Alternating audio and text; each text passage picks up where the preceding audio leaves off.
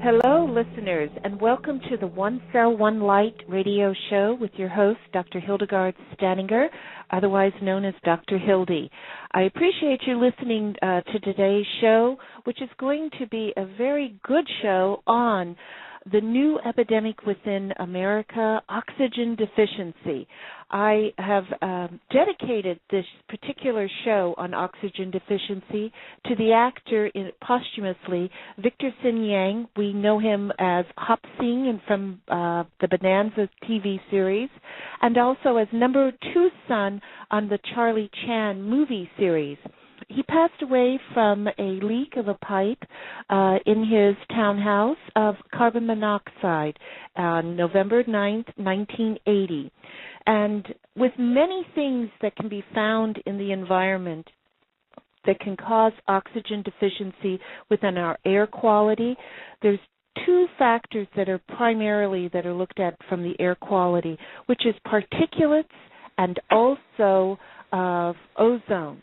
But these there can also be volatile organics, as we know from different air pollutions, carbon monoxide, inhalants, volatile solvents, aerosols, which contain propellants and solvents, gases such as carbon dioxide, ether, chloroform, haloethane, and nitrous oxides, and many amine compounds and organic nitrates. Many of these compounds are recognized as individual standards or as under OSHA and EPA for regulatory, and in some cases for certain things within FDA as it relates to human health. But primarily, we're going to look at how you can supplement and what is going on with oxygen deficiency in America. Okay? Currently, I'm going to introduce our guest. And then I'm going to talk about some cities that are occurring with the pollution and loss of oxygen. Our guest today is Miss Sandra Lemire, and she's on our number 2 show of the series, which is on the oxygen deficiency. She is the general manager of Opaline Solutions, LLC, in Tucson, Arizona. Are you there, Sandra? I am, Dr. Hildy. How are you today? I am fine, and I'm so happy that you could join us, and I'm very pleased that you can join us for the whole show because we have, which is a lot of information to share with our listeners. And to introduce, Sandra is going to tell a little bit about herself in a few seconds, or a few minutes rather, but I want to plant a seed with our listeners before we begin, Sandra, if you don't mind.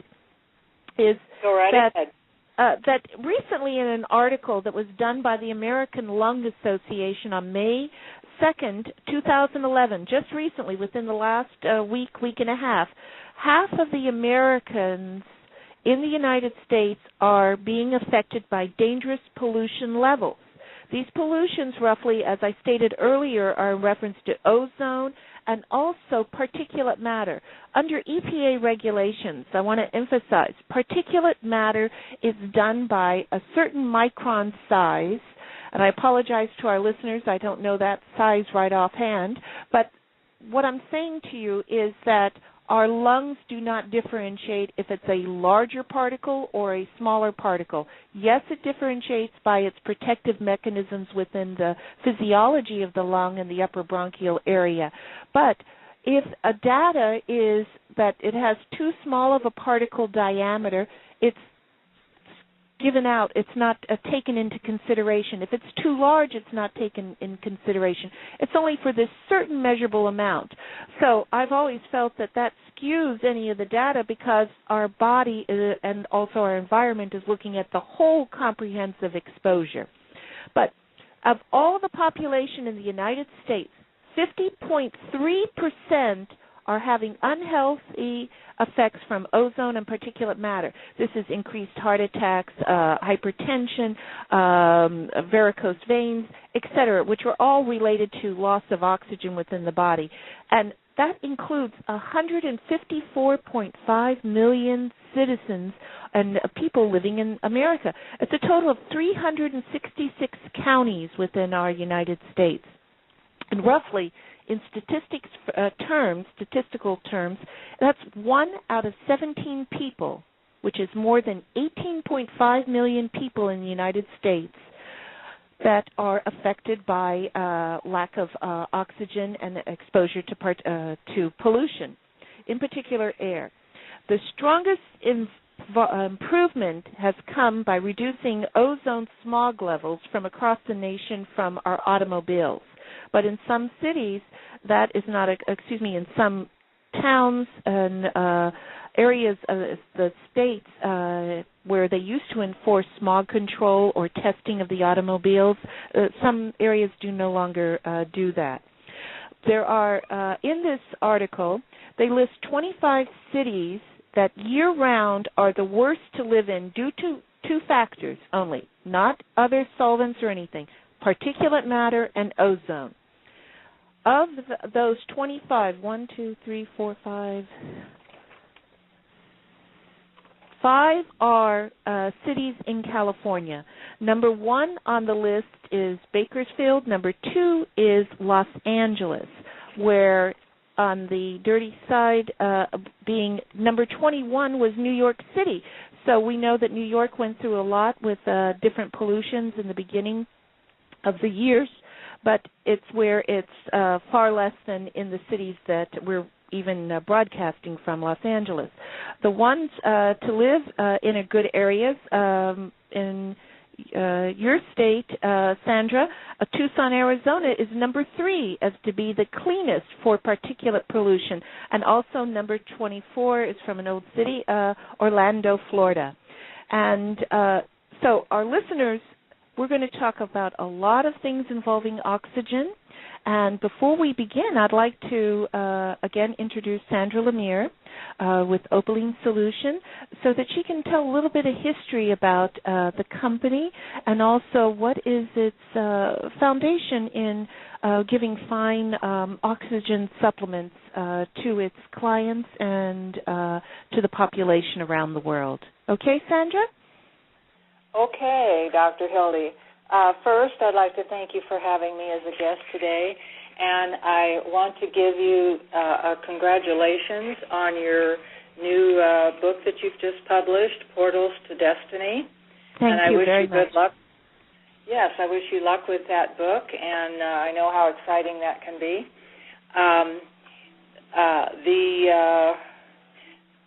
The things that I found what you had to say very, very interesting, which addresses the pollution that is in the air.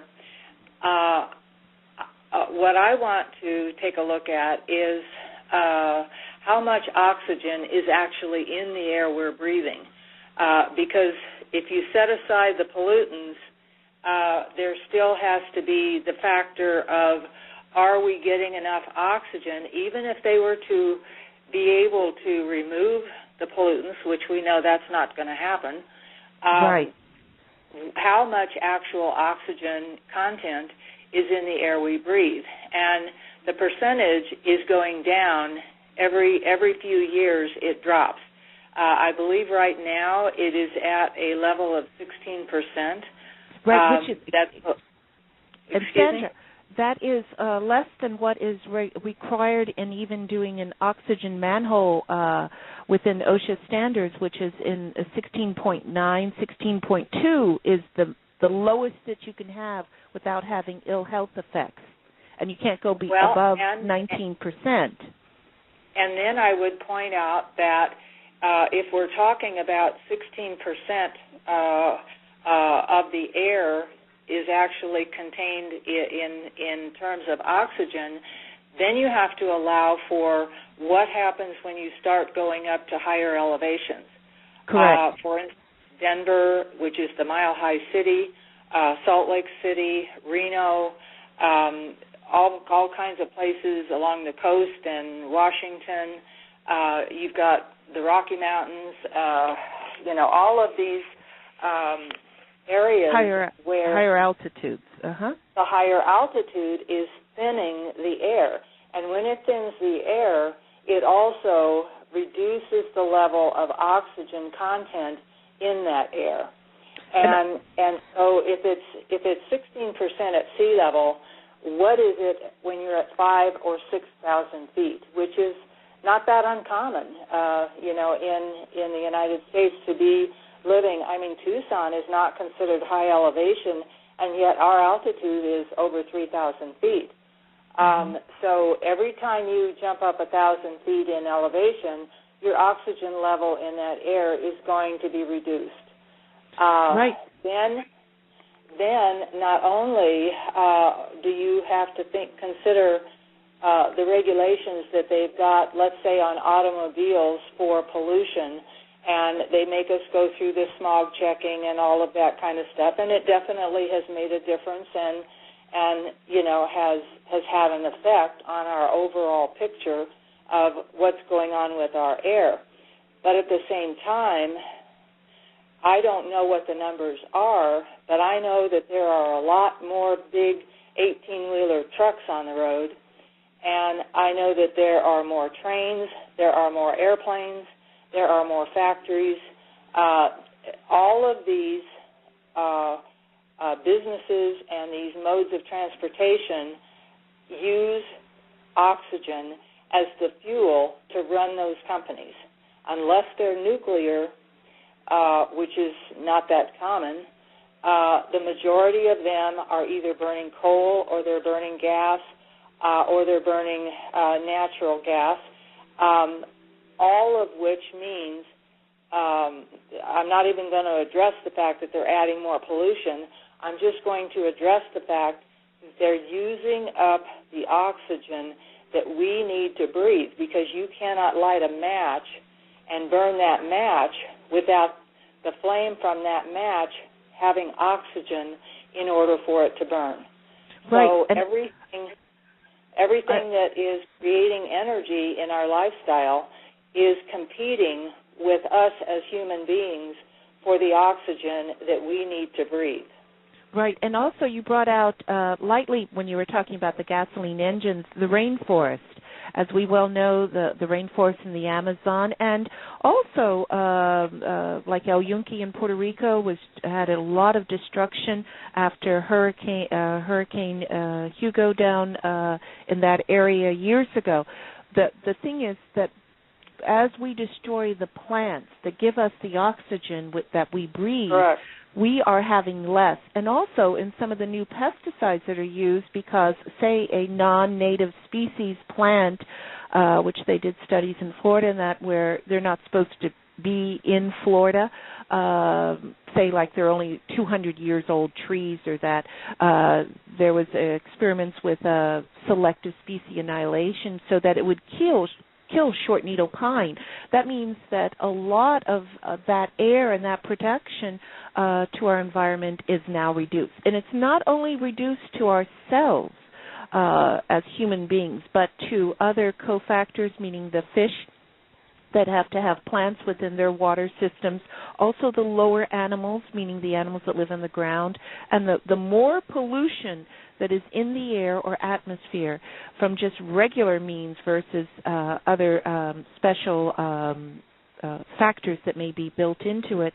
And also, I'm going to call it electronic smog, the more use of wireless technologies or anything for the EMF, it can concentrate the pollution, not only in our bodies, but also in the environment, thus causing more free radical damage, the loss of cellular respiration, and the need for more oxygen. Because if you have oxygen in the atmosphere and other mechanisms within your body, it helps reduce the body's load of that pollution by causing oxygen reactions, or by oxidizing it. Like you could get exposed to lead, but then it goes into the body, it makes lead oxide, and it's easier for our body to metabolize.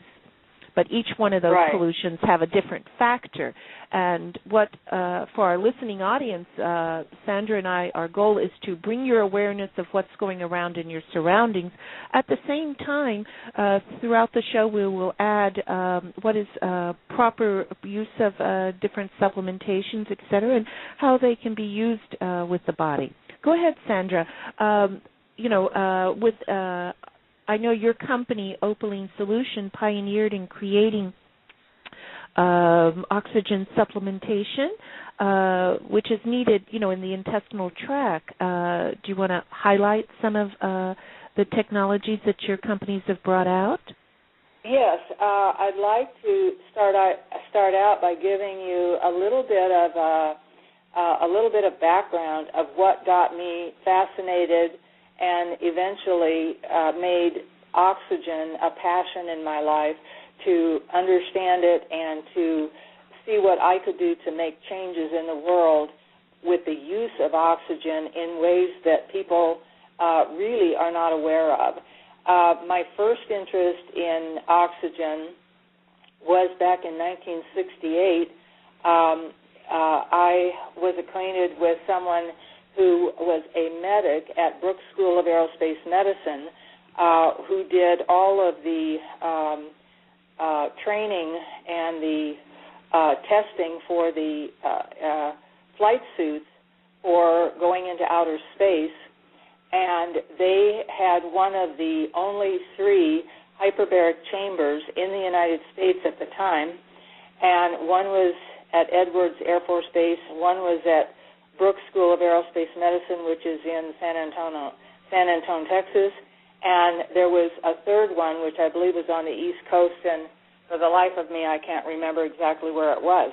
But because I was very close with this medic who was one of the operators of this hyperbaric chamber, I began to learn and glean information that he would share with me about oxygen, about the higher levels of oxygen and the depletion of oxygen, and how oxygen plays a part in, let's just take, for example, even back then they understood that when scuba divers would go down in the ocean and they would come up too quickly and nitrogen would form in their bloodstream and create life-threatening situations for them, the only cure was to put them in a hyperbaric chamber and get oxygen into the bloodstream to neutralize the nitrogen and supply them with the necessary oxygen that they needed.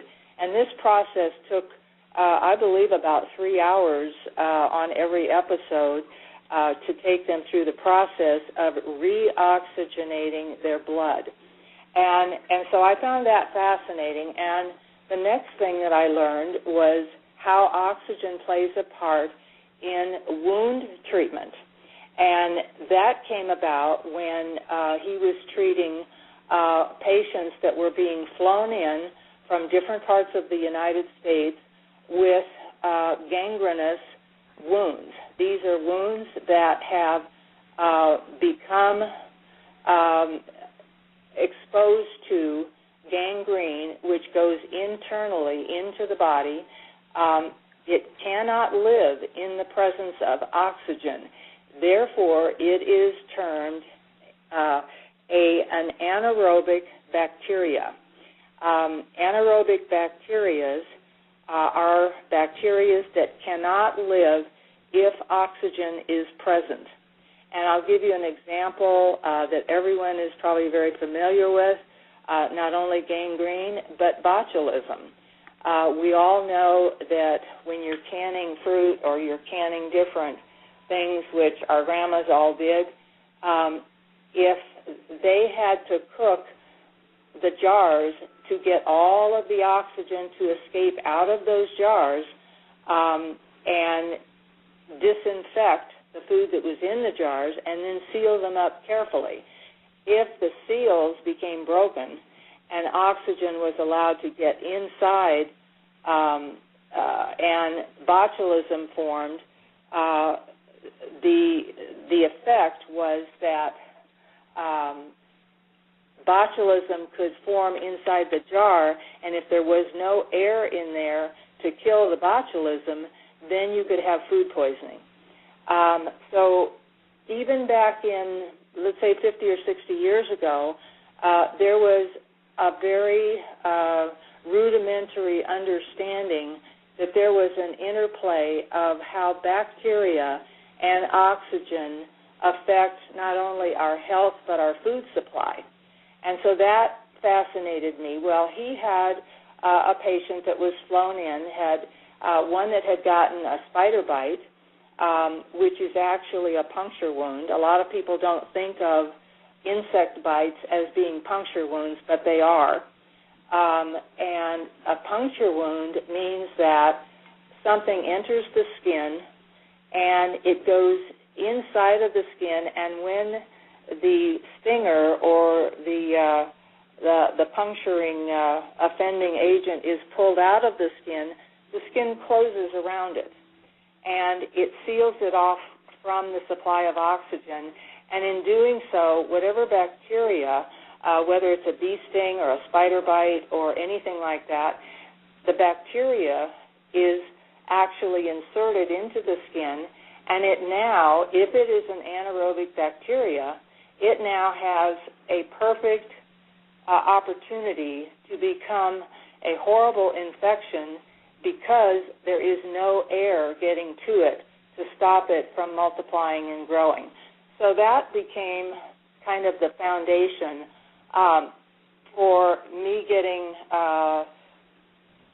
interested and wanting to learn more and more and more about how oxygen is actually one of our greatest antibiotic therapies that is almost unknown.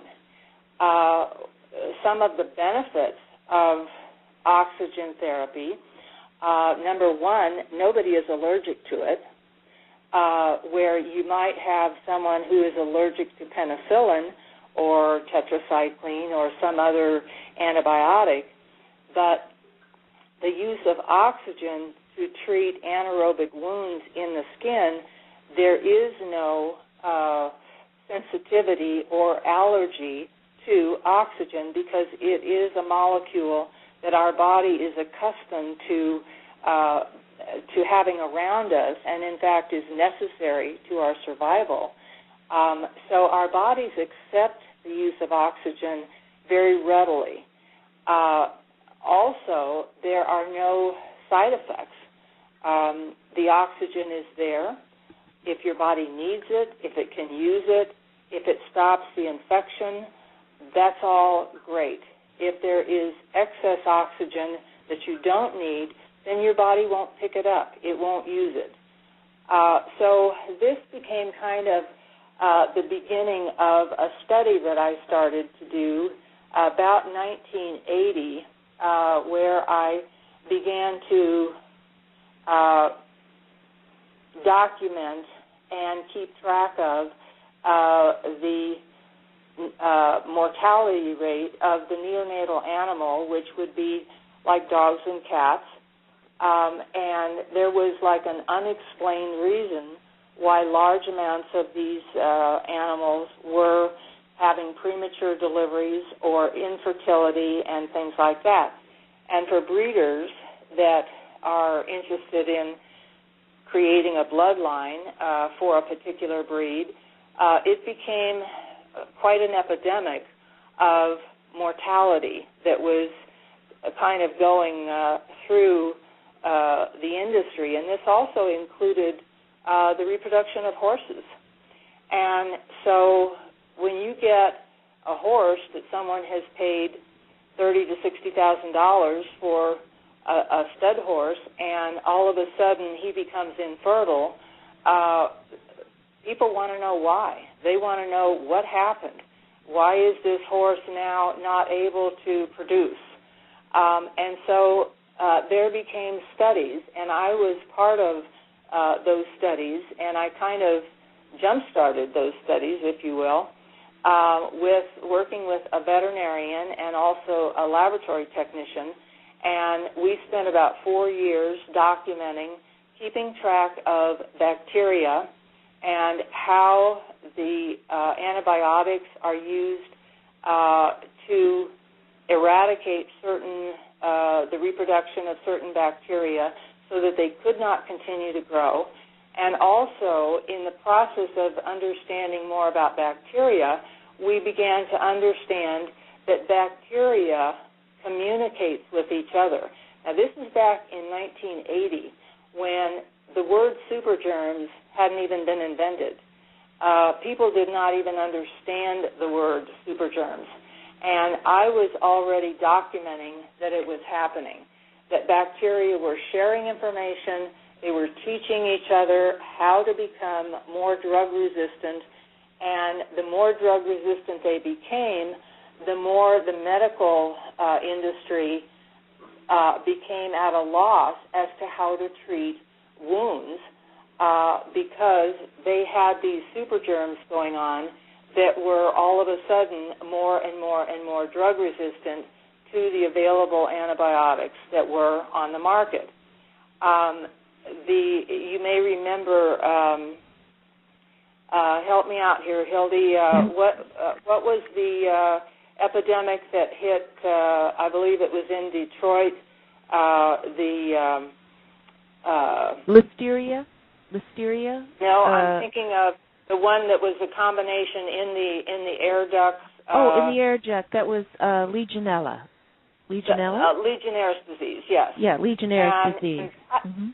Legionnaire's disease. And when that happened, I believe that was in about the mid-'80s, and that was the first time that there was really a good hard look being taken at how over 300 people were hospitalized in a hotel. And I would like to come back to what happens when you go into a hotel. So I'm going to put that on the back burner, but I want to come back to it. But when you get all of these different bacteria from these travelers that are coming in from all different countries and different parts of the world, and they're breathing and they're coughing and they're sick and they've got the flu, and all of this bacteria becomes airborne. It gets into the ductwork of the hotel system, and there were no precautions being taken to clean out the air ducts or the filters, and so these bacteria began to literally go to college and share their information one to the other, to the other, to the other, of how to be drug resistant to whatever antibiotics that particular bacteria already had in its makeup. So you ended up with, instead of a strep that was resistant to half of the drugs, and then you combine it with a staph or an E. coli that is resistant to another half of the antibiotics, but it's a different set of antibiotics, and you put them in a combination where they share this information, and pretty soon you get E. coli, Listeria, strep, staph, Pseudomonas, you name it, and they all now have the knowledge and the technical ability in their own reproductive system to be drug resistant to multitudes of antibiotics, which now, over the years, they've studied it enough, and they now have called these super germs. SARS, am I saying that right? Right, SARS. Right. SARS is one of the first really documented super germs. Different hospitals have been shut down because they have exposure to staph infections that are so completely out of control that they can't eradicate them in the hospitals. You're more likely to be in that hospital and die from a bacteria that you're going to pick up that you didn't have going in there. Yeah, and Sandra, let me just interrupt you just for a minute. In reference to a lot of the buildings that Sandra is talking about where they may have oxygen deficiency due to not having the appropriate makeup air. In many cases, that makeup air is dependent on that door opening up to your hotel room, because there's no windows that open now because it's for energy conservation. And at the turn of that event of making solid window glass pane versus having windows that you could open up, there was a immediate health concern that started to show within a year after those types of designs of those buildings. And the other thing is that a majority of all air conditioning systems, HVAC systems, whether it's looking at mold or any of these infectious materials that we're talking about, and looking at the air quality within a confined area or a confined space, there is the air conditioning system is usually the same system for that whole hospital, the whole building, school, the whole college, the whole dormitory, the whole hotel, the whole restaurant. It's not where it has a separate system through it. It might have multiple handlers, meaning air conditioning units, but it does not have a separate vent system. So if you have infectious disease ICU, you may have, was treating SARS in a hospital, you may have it on the same the same ductwork as in the other parts of the building. And I want to bring out... And if you stop and think of how many different situations we are put in, for instance, getting on an airplane, that air is not, they don't come in there and air that out and blow out all that old air and start fresh with whatever's in the airport. You are going to be breathing the air that has been encapsulated in that airplane for days on end, trip right. after trip after trip, where that air is uncirculated and it's unrefreshed. And I do believe I've heard that they add approximately 20% fresh air. I don't believe it's oxygen. I believe it is just fresh air, so to speak. Yeah, air from the air outside. Yeah, they do try to add 20% additional fresh air to what's already there. But when you've got these planes don't sit around. They go from city to city to city to city to city nonstop. And when you've got a plane that's putting in 20 hours and doing these, nonstop trips, and you've got how many hundreds and hundreds of people that are getting on that airplane, and they're coming from anywhere and everywhere all over the world, and they're using the restrooms, they're sitting in the seats, they're putting their hands on the armrest, they're reaching up and turning the knobs, they're circulating the air, and they've even gotten it broken down to where they know that if a passenger is sitting in one particular seat and they have something contagious, they know exactly where the circulation of that particular air is going to go in that plane to affect other people. And so there are so many situations that we are put in today, whether it's a hotel or an airline terminal or a hospital, a business office building, colleges, universities, and they don't want to reheat the air to get it back up to a comfortable 78 degrees, and they don't want to cool that air off again, like in Tucson here, where they've got air conditioners going all the time, and they cool the air. Well, they don't want to turn loose of all that cooled off air and start over with air that's 110 degrees and air condition it just to provide us with fresh air. So they're just going to continue to recycle the air that is in the building and try their best to keep as little of it from escaping as possible for the sake of the bottom line, the dollar bill.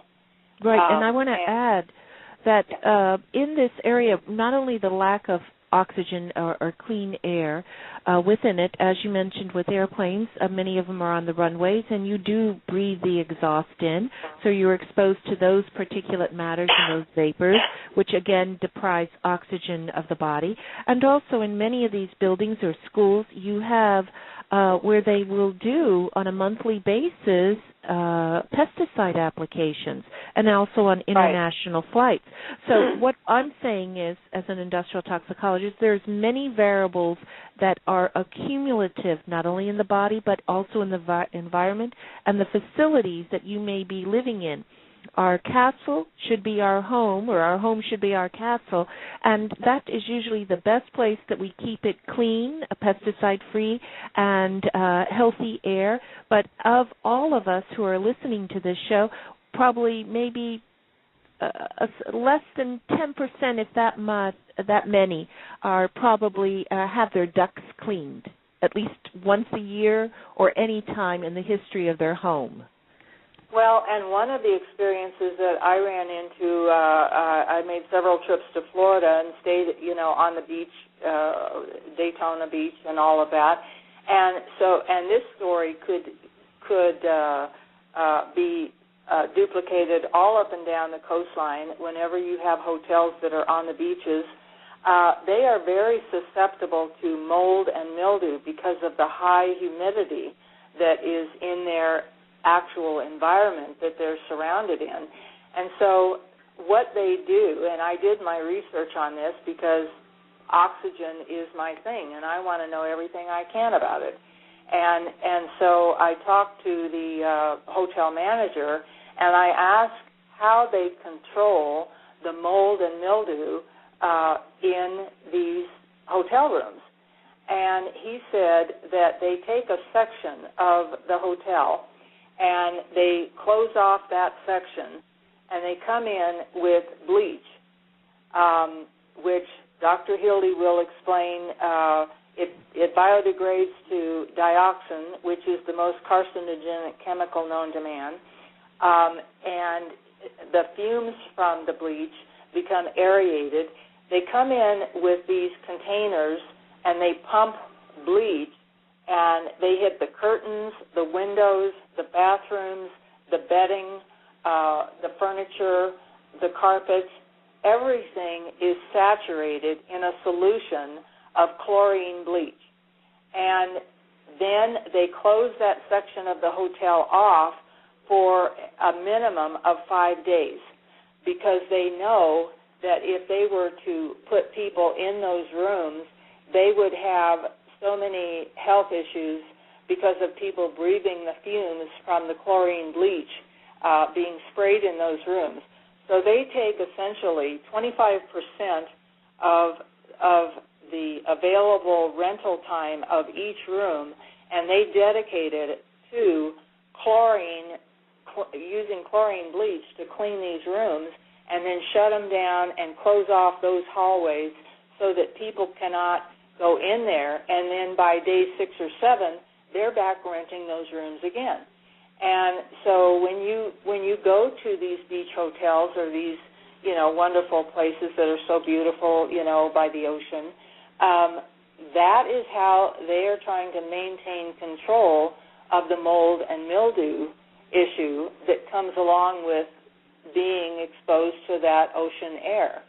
And there are better ways, but again, we get back to the bottom line. They are going to do what is cheapest. And so when you go in those rooms, if you're the first person in that room, and a lot of these rooms do not have windows that open up and allow you to aerate the room and get some fresh air in there, you are now going to be exposed to all this chlorine fumes from the cleaning process. Right, and those vapors can be very toxic because they are a majority in gaseous or vapor stage, so it mixes with your oxygen and your water within your lungs and can be very corrosive. That's why you have respiratory irritants that way. And also with mold situations, it not only, when it's growing and we see it physically as mold, but it also generates its own waste, which is the mycotoxins, volatile organics, gases like carbon dioxide, carbon monoxide, acetone, uric acid, etc.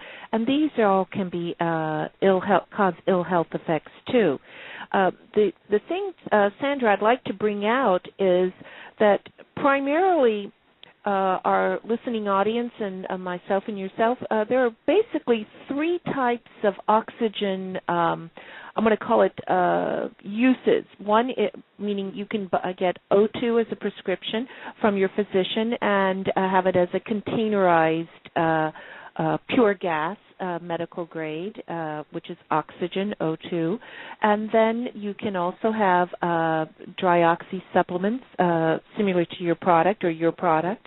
And then there's liquid oxygens that are done as either one part or two part as drops that you add to water or other juices or that to make oxygen.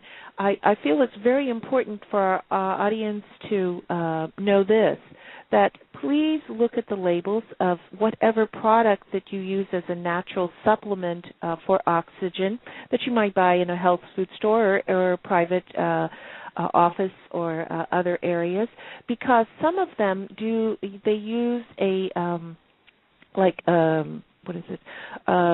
sodium chlorides. Sodium chloride, yes. Yeah, sodium chlorides. Meaning sodium is one thing, is an element that we need in our body for our nerves, but the chlorides are 3 molecules of, or 4 molecules of oxygen, chlorine rather, and it can make chlorine gas, etc. And my work with diseases caused by advanced nanomaterials, there is a lot of materials like the urethanes, the nanourethanes, waterborne polyurethane, etc., that it can make vinyl chloride within the body. So please read the label.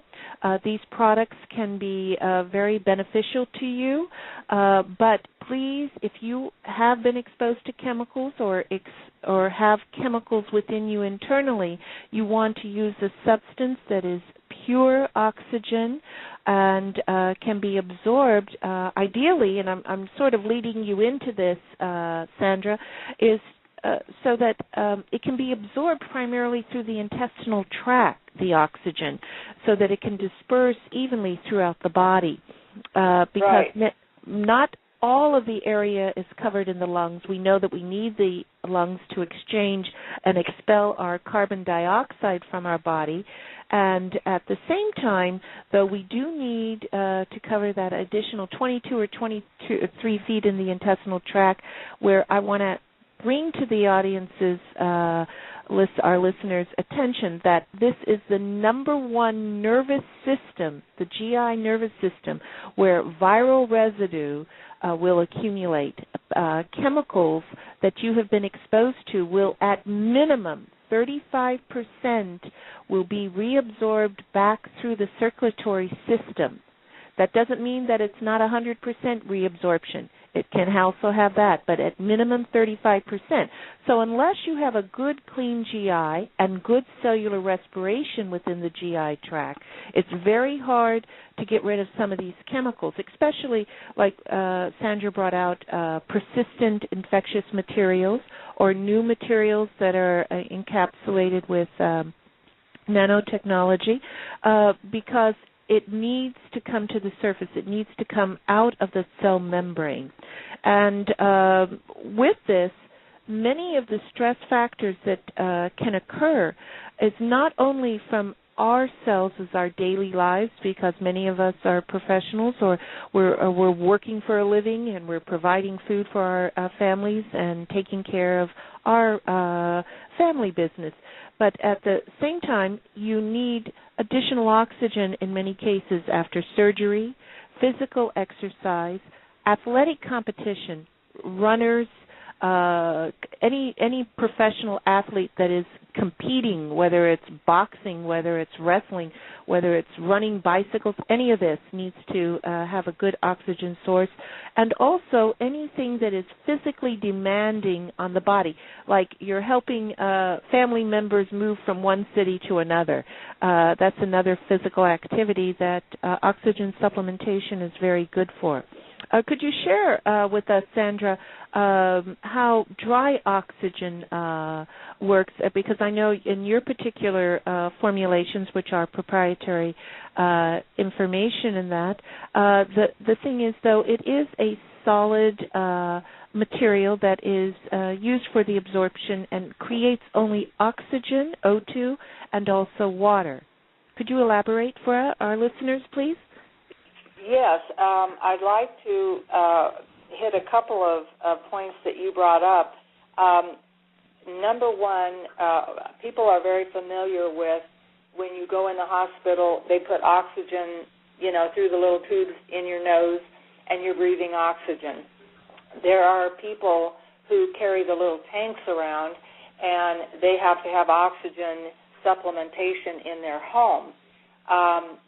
This is very inconvenient. It's expensive. It's you can't smoke, or right. It's a fire have hazard, open and because flames, it's a contained around tank. it.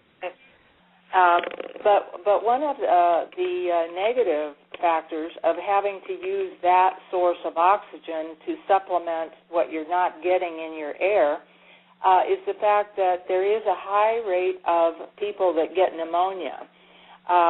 And I'm not exactly sure why. I think it has something to do with the condensation of moisture in the tubes that lead up to your body, and you're breathing in a certain higher level of moisture into your lungs, and so pneumonia is a factor that they have to look out very carefully, and this is why they have to decide if that's a good choice for your situation.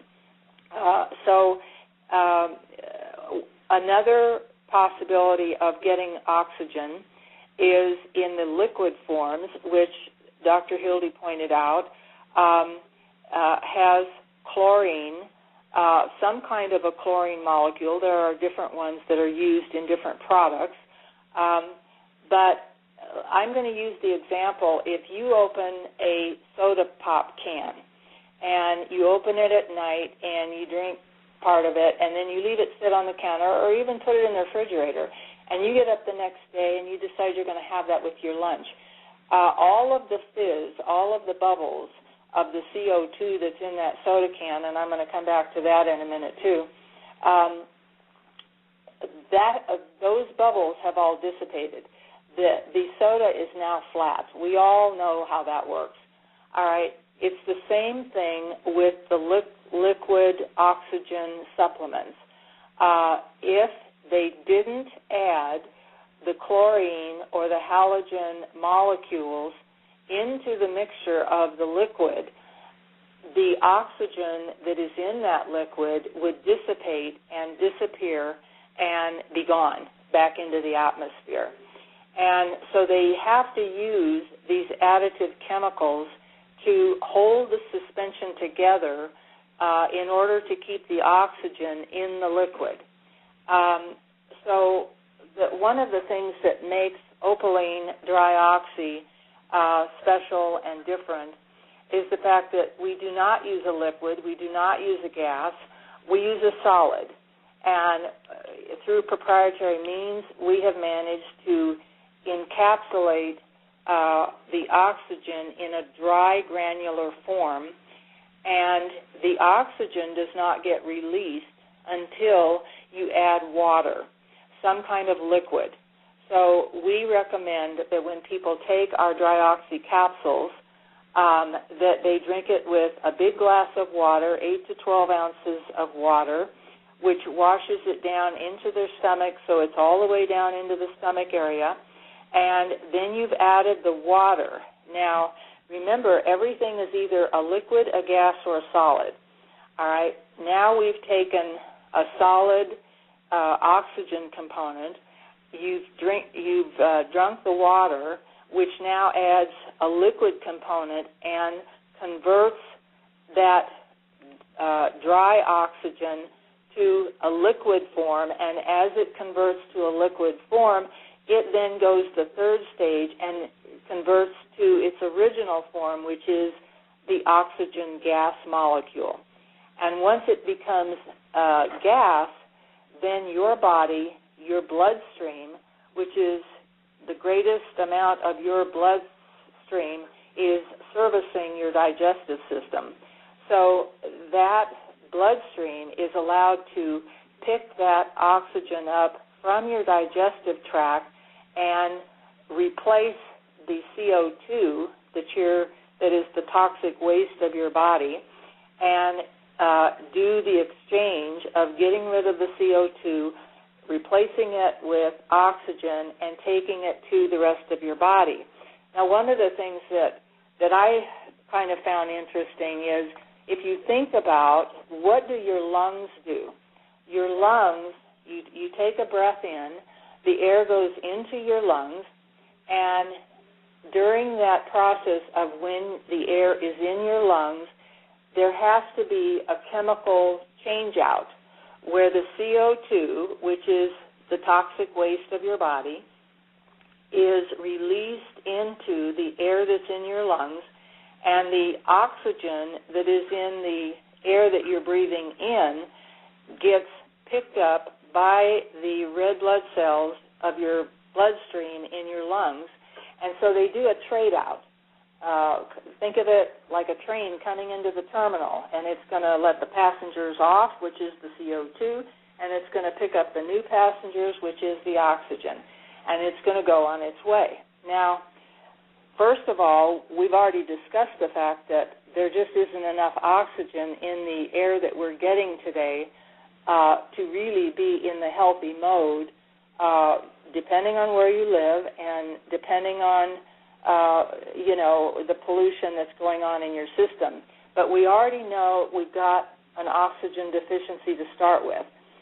Now, if you are, let's say you're doing a workout and you're breathing faster and you're putting more stress on your muscles, and when you do that, you create more CO2.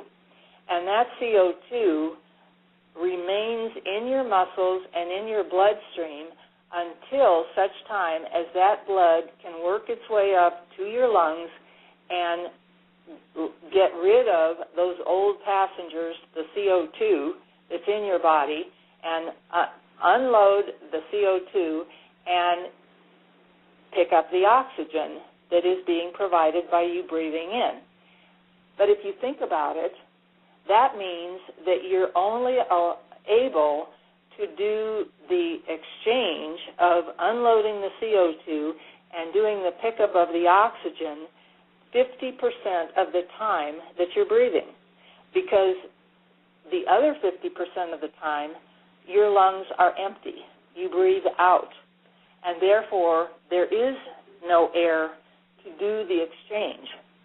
So your lungs are actually only going to be functioning to do this trade-out 50% of the time when you actually breathe in and have air in your lungs.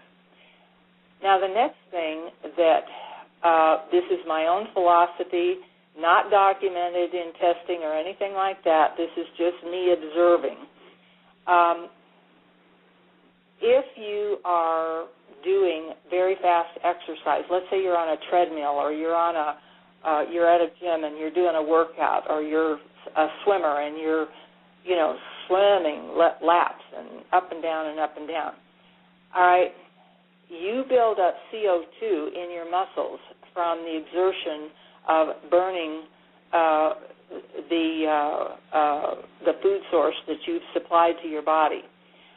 All right, if you cannot do the exchange out of getting rid of the CO2 fast enough, then your body starts accumulating higher and higher levels of CO2. So you get more and more tired. That signals, there's an internal signal in your body that tells your lungs to breathe faster, and it also tells your heart rate to go higher, because it's your whole system is telling your body, I'm not getting enough oxygen. So everything has to go into high gear.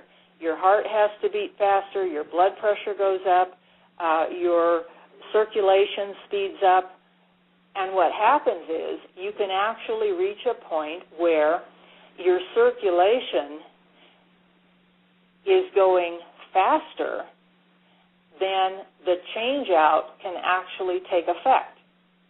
Right, and I want to add, in that circulation where that change-out of oxygen, also if there was other pollutant, meaning like the CO2 and the carbon monoxide, and say acetone or any of these other compounds that you could be exposed to, it will cause the circulation to increase, but also spread the pollution within other tissues of the organ systems within the body. Thus reducing target organ areas of oxygen, in addition to your circulatory. Your toxins get spread throughout your whole system. Correct. Now, one of the things that I found fascinating about using the dry oxy capsules, and we've talked to and worked with people who are very athletic bicyclers, high mountain, high altitude bicycling teams. We work with one gentleman that works with another high altitude team that goes up to Pikes Peak there in Colorado. And so we've gotten a lot of feedback from people who use our dry oxy. And their experience has been that in many cases, when they used to, before they started using our product, they would have to have people at the top of these peaks with oxygen tanks for them to sit and just do nothing but breathe in pure oxygen to try to restore the proper oxygen necessary to feed their heart and feed their brain and keep everything functioning properly. Because by the time they got not only to the high altitude, but with the exertion of doing these activities, they were so oxygen depleted that they would have what's called high altitude sickness, or they might pass out from lack of oxygen.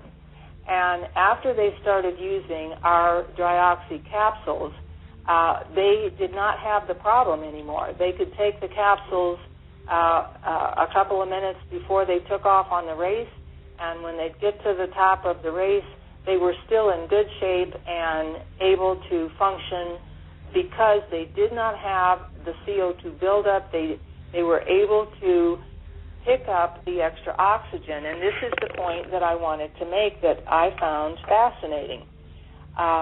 When your body is under the stressful situation of whether it is fun and recreation or whether it is you running for your life, in some kind of a disastrous situation where you need to pour on the coals and give it everything you've got to get out of a particular situation.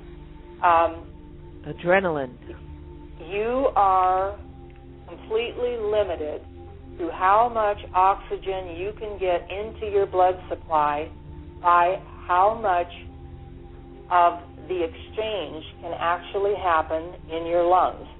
And as I said before, the faster your heart beats, the faster your circulation goes, and sometimes your circulation is so fast that the exchange is not able to be made.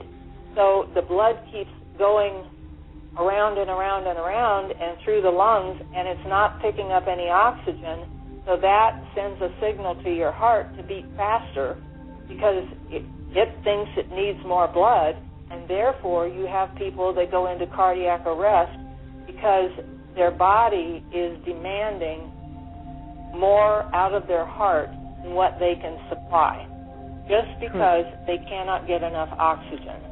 Now, the interesting thing is that I found through my own experience and the experience of many others since then that you actually can pick up oxygen through your digestive system the same as you do food or sugar or dextrose or vitamins or liquid or electrolytes and so on. All of that is supplied to your bloodstream through your digestive system. So yes, if you add... Yes. What I want to say is if you hear the music in the background, we're getting ready for our 6-minute little break in between the hours, because this is a 2-hour show. And if you don't mind, I'd like to stop you at this point so that we could pick up on the absorption of oxygen through the intestinal tract and the digestive system. So we have it at the beginning when we take this little break. Okay? That would be just fine. Thank you, Hildy. You're welcome. And listeners, we're going to be playing some music in between so that you can hear it during our little break. Okay? Informed, enlightened, alive and amplified. This is the Living Light Network.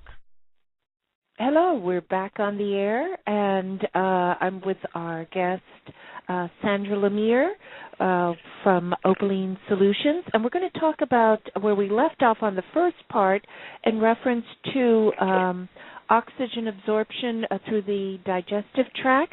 But during the break, I was able to find from our technical support group that's located in Iowa that during years ago in the atmosphere, 67 million years ago, which they did a new study in geology, which they had nearly 35% oxygen in the levels as compared to what they're saying now is 21%, but we have far less now.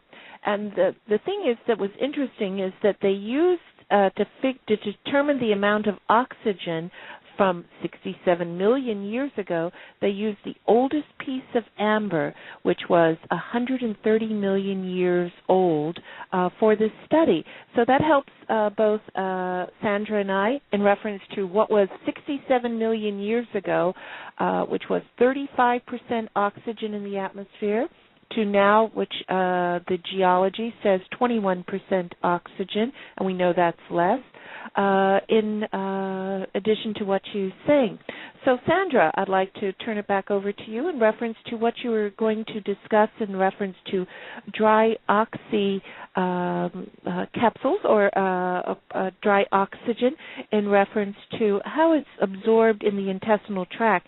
And I know it's very important. I don't want us to not inform the listeners in reference to the way you as a manufacturer and your quality control in taking in consideration, because I know you use rice powder in it, to get the right amount of oxygen, dry oxy granules, as compared to other products that you have where it's just the pure granules. And we'll bring in what is important and why you should take what internally and what externally. Okay?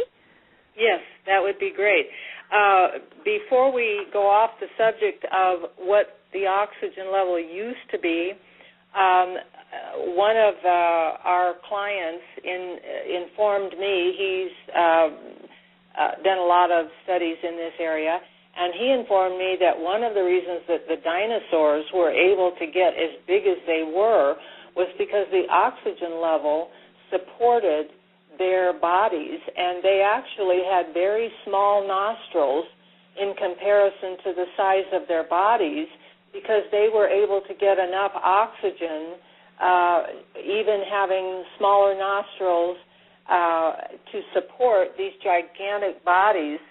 And as the oxygen level became more and more depleted, they were not able to sustain themselves. So I and didn't also know. their brains were smaller too. I remember, like a brontosaurus was the brain was the size of a walnut, and the thing is that many oxygen is needed in reference to the brain, because you've worked with a lot of reference materials in that, Sandra, where you bring out that 20% oxygen is needed for the function of the in addition exactly. to not having it. And that was with Dr. William Maxfield. Yes. I'm sorry. One of the things that he brought out in his study, this is Dr. William Maxfield, in his article in Newsmax, is that one of the biggest problems with soldiers coming back from the foreign wars, Iraq, Afghanistan, who knows where it'll be next, but the problems that they're running into is brain damage from concussions, from head wounds, from even the concussion of being close to a bomb, where the head is jostled and the brain is kind of slapped back and forth inside. Right, like it's shaken, like there's the skull. been cases. It becomes the shaken baby syndrome, if you stop and think about it. And the necessity and the need for immediate oxygen for these kinds of wounds is just now being really recognized and addressed. And one of the things that he talked about in his report is what they call, let me find it here, dangling, hang on just a second here, dangling neurons, idling neurons, let me get it right here. Idle neurons. Idling neurons. And what idling neurons are, the neurons are the little extensions of the brain cells that reach out and attach to other neurons of other brain cells. And whenever you have a head injury, sometimes the brain cells are actually killed. And if they're dead, they're dead.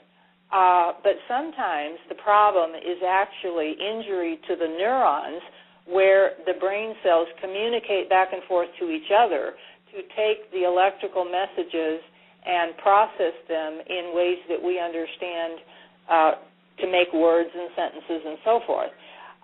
Many times the injury to the neurons is something that the neurons can actually grow new neurons, or they can repair the damage that is done, or they go into a limbo state called idling neurons.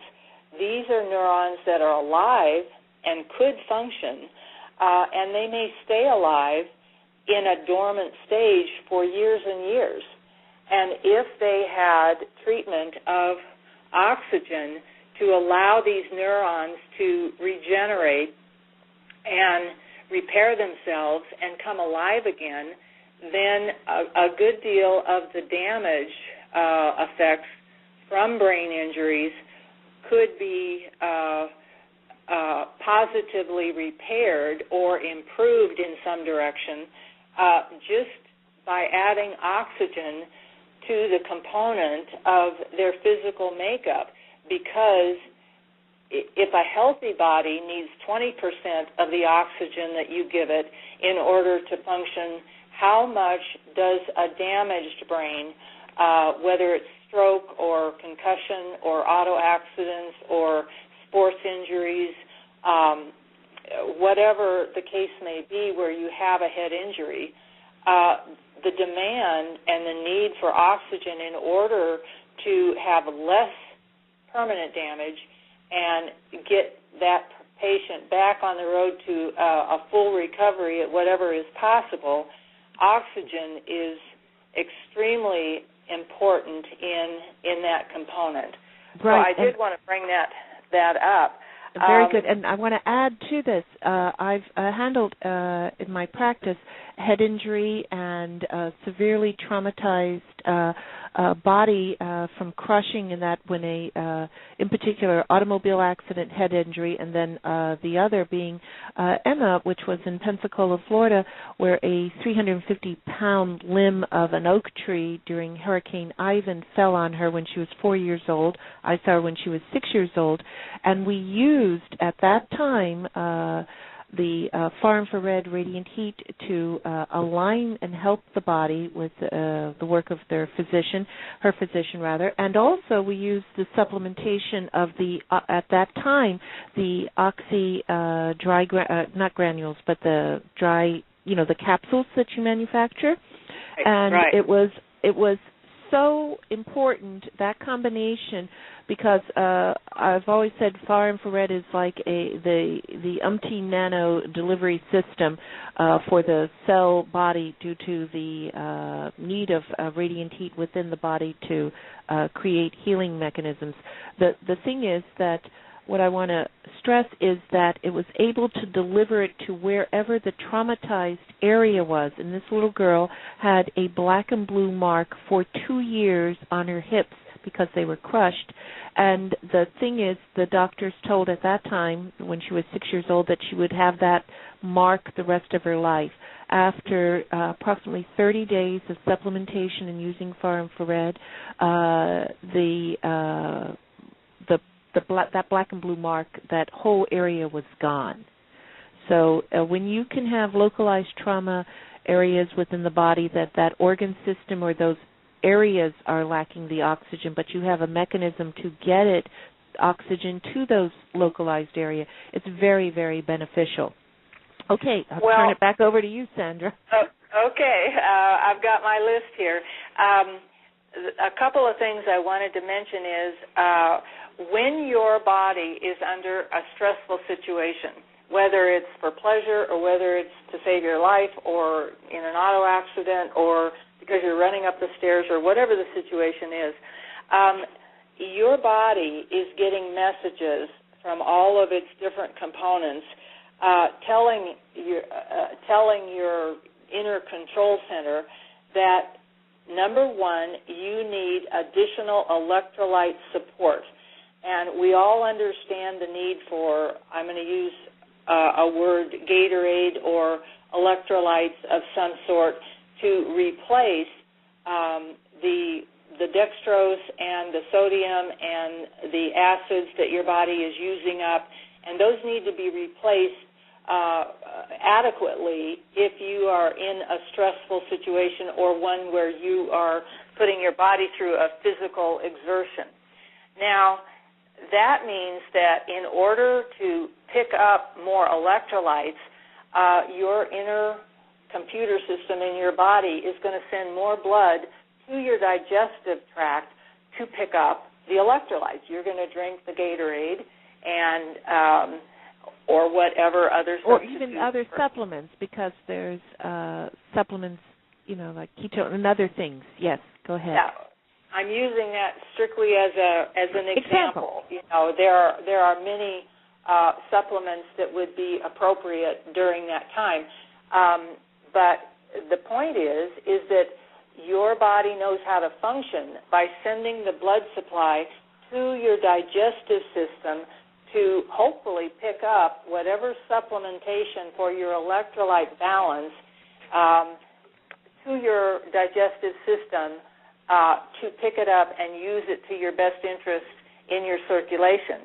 Now, if at the same time you also are breathing faster because of the exertion and you're needing more oxygen because you're putting an extra oxygen load on your circulatory system, so your heart is having to beat faster, your circulation is speeded up, and as I explained before, you may or may not be able to do the change out of getting rid of the CO2 and picking up the oxygen that you need and taking it to the rest of your body. So your circulatory system is really being torn in two directions. In the one direction, it's being torn to send your blood supply to your digestive system to pick up electrolyte support. In the other direction, your system is telling your body to send your blood supply to your lungs to pick up more oxygen. The incredible part of using the Opaline Dry Oxy capsules, particularly for workouts or competitions or anything like that where you know ahead of time that you're going to have that demand put on your system, is that by putting the oxygen along with the electrolytes into your digestive system, then when your blood supply goes to the digestive system, it can pick up both oxygen and electrolytes to support your circulatory system and give you that combined effort all in one place. And that works along with what you're breathing in, but many times what you're breathing in is not adequate for the demand that you're putting on it. Now, one of the things that I want to make sure that I cover is a lot of people have become dependent on carbonated beverages. And I really want people to have a little bit more information about what is in carbonated beverages. The bubbles that, tickle your nose and, feel real good when you're swallowing it and feel refreshing as you drink it, those bubbles are CO2. That is the toxic gas that your body is producing as a part of the exercising of your muscles it creates CO2 as a toxic waste, and your bloodstream and your lungs have to get rid of it. If you are adding more CO2 to your system by using carbonated beverages, you are literally building up more toxic waste in your body by the use of the drink that you're drinking. My grandmother always told me, always raise your kids on water. And people ask me, well, what do you drink? You know, coffee, tea, you know, lemonade, sodas, you know, whatever. I drink water. I am completely addicted to reverse osmosis water. Shift on over to the, from the lemonade or the raspberry drink or whatever like that is not carbonated, and they want to move on over to drinking good old water, which is what your body really wants, then it's a stepping stone. Right, but, and I want to add, too, Sandy, that in some of these drinks that are commercially available, our listeners should look at the labels to make sure that they're not high fructose corn syrup, because there is a lot of controversy with that, because I know myself that the higher the amounts or concentrations of that particular sugar, and fructose sugars are naturally occurring within our fruits and vegetables, is good for your body. But when you concentrate it so much, it's detrimental to the body and can cause, induce like diabetic symptoms and stuff. Okay. Well, I was taught a long time ago. When I see someone drinking sodas, and as I say, they're generally addictive. People, it's like potato chips. You can't just drink one. Usually, people who drink sodas will go through a 6-pack a day, and that's not unusual. And I can guarantee you that if they were to go back and check their medical records, they will pick up 15 pounds of body weight per year for every year that they drink carbonated beverages. Right, and the differentiation between, the use of, I'm going to say, diet formulations versus regular formulations, because some of the diet formulations, they have more hazardous materials in them, Absolutely. being formaldehyde, acetones, abditic acids, etc. this way. And but what I'm trying to say to the listeners, please read your labels. You make an informed consent and also an informed choice in what you do your decisions on. And sometimes you need a little carbonation to help the kidneys go, but that's not all the time. Well, and it's important to evaluate where you're getting your calories from. Clear back probably 30 years ago when I was taught this information about carbonated beverages, I was told by my doctor that I was drinking 40% of my calorie intake was coming into my body in the form of liquids that I was drinking.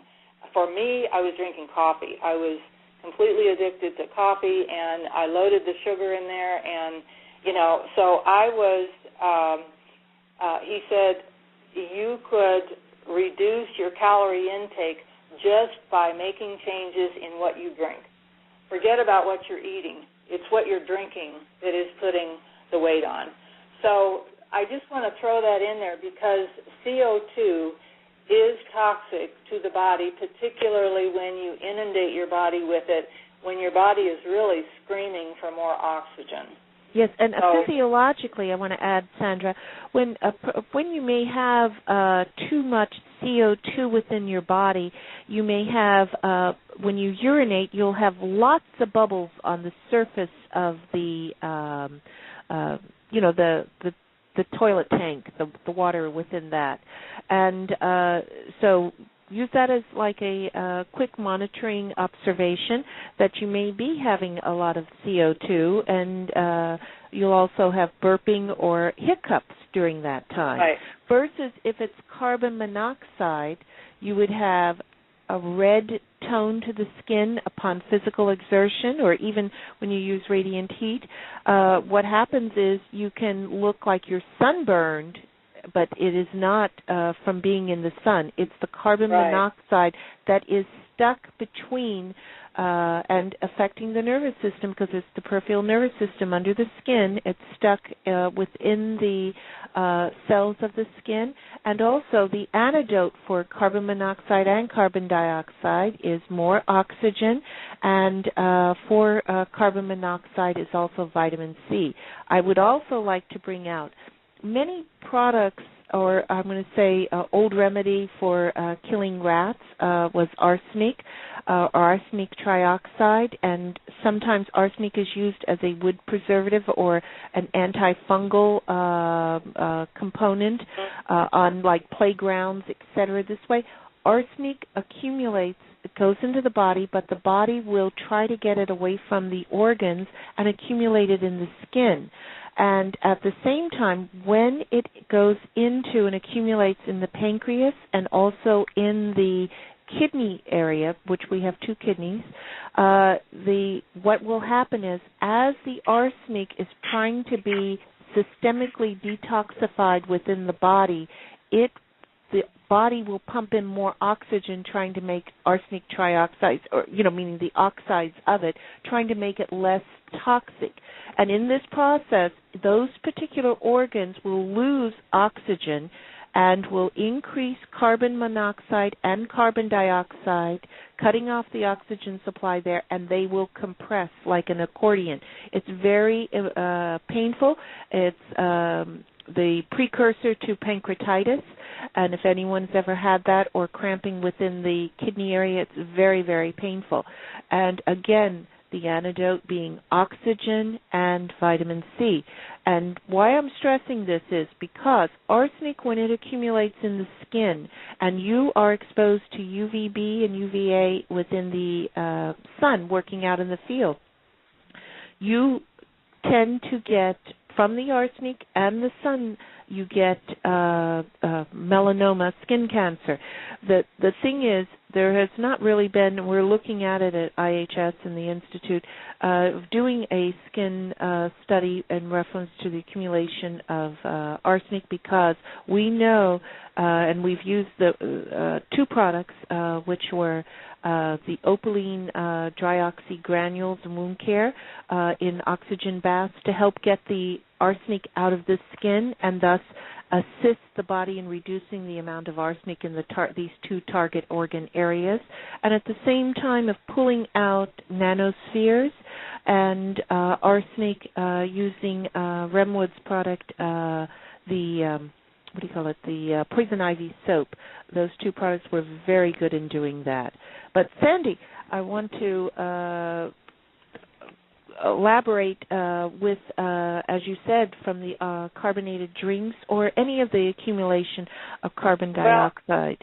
Go ahead. I'm sorry. One of the things that I wanted to make mention of, since we're talking briefly about carbonated beverages,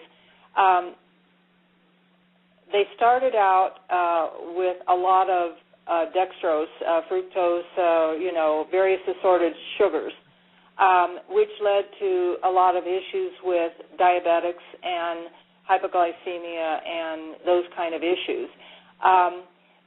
One of the things that is the big push and selling point for carbonated beverages is that they give you a short-term burst of energy.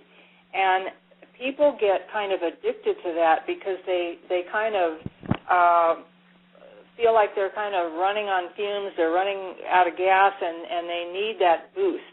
So they go to the carbonated beverage. All right, somewhere along the line, when getting a boost of sugar, dextrose, was not enough, then they started adding caffeine. In my case, I was very addicted to coffee, and so I was very dependent on that caffeine boost, and of course I threw copious amounts of sugar in there too, because I wanted as much of a boost as I could get I was power-driven and, living on coffee. And eventually I burned out my adrenal gland because I was, by the use of the sugar and the caffeine, I was overstimulating my adrenal gland to jump up there and meet the demand of the energy that I was trying to demand of my body. And over a period of time, I literally burned out my adrenal gland.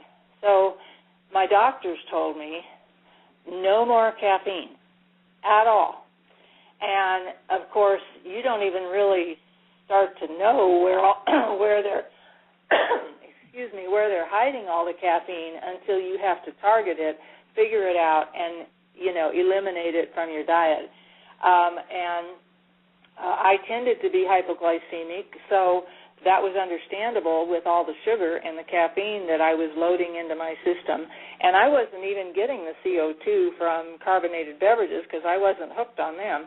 I was hooked on coffee.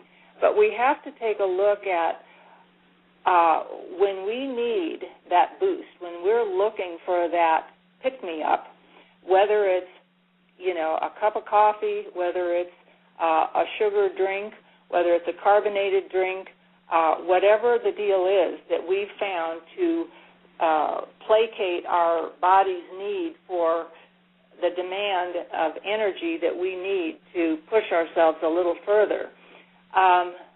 What we really are lacking is oxygen.